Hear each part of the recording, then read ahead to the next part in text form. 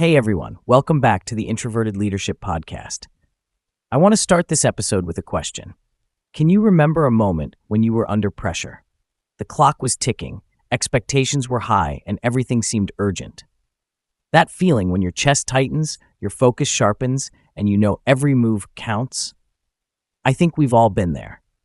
And recently, I've been there too. The project I'm leading right now has been one of those high-stakes, high-visibility efforts.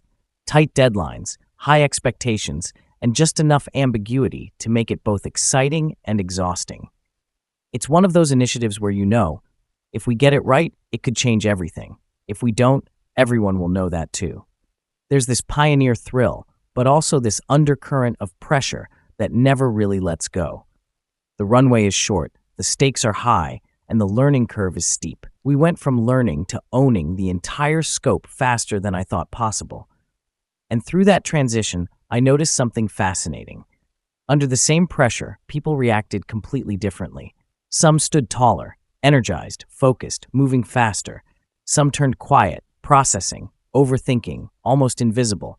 And some started to freeze, letting the weight turn into fear. It got me thinking, why do we respond so differently to pressure? What makes one person see it as fuel and another see it as fear? I think part of the answer lies in how we perceive pressure. Pressure itself isn't the problem. It's what we tell ourselves that determines how we handle it. When the heat turns up, our minds start racing through questions, often ones we don't even say out loud. What does this mean for me? Am I good enough? Will this expose me? Can I still control what happens next? Those questions shape our emotions. If you interpret pressure as a challenge, it sharpens you. You step up, you focus, you rise. If you interpret it as a threat, it shrinks you. You hesitate, you protect, you retreat. It's not the pressure itself, it's the story we attach to it.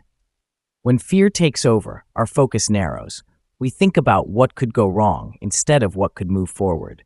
We play small, we stop showing up fully. But when we reframe pressure as information instead of judgment, something to learn from instead of something to fear, it becomes fuel. It pushes us to adapt. It gives us direction. It becomes momentum. And that's where awareness comes in. Because personality plays a big part in how we process all this. Extroverts tend to handle pressure by talking it out, brainstorming, connecting, drawing energy from interaction.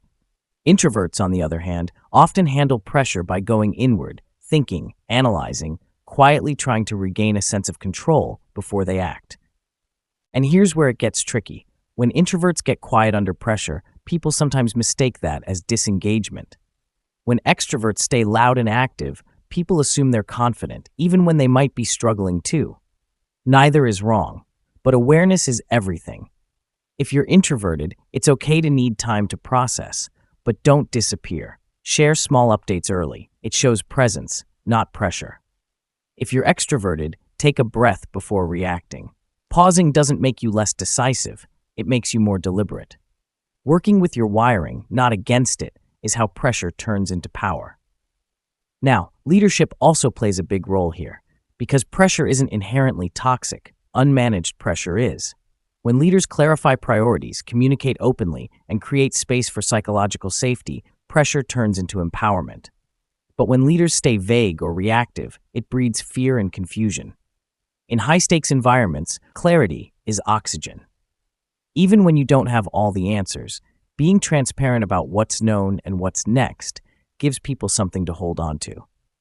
And when everything feels like it's closing in, focus on progress, not the end goal.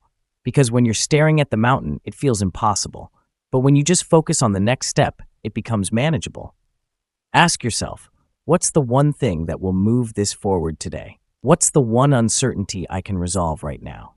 Small wins build traction. Traction builds confidence, and confidence turns pressure into momentum. There's another piece to this, one most people miss. Pressure doesn't just test you, it reveals you. It's the spotlight moment, the one where your actions, tone, and presence get noticed. Because visibility doesn't only come from achievements, it comes from composure. When you handle pressure with grace, people remember. When results follow, they associate your name with reliability, clarity, and leadership. That's how visibility is earned quietly, not through self-promotion, but through steady presence when things are hard. Every project has that moment, the one that feels make or break. When everything's on the line and you can almost hear the clock ticking, that's when leadership isn't about title or seniority. It's about clarity and courage and choosing how you show up.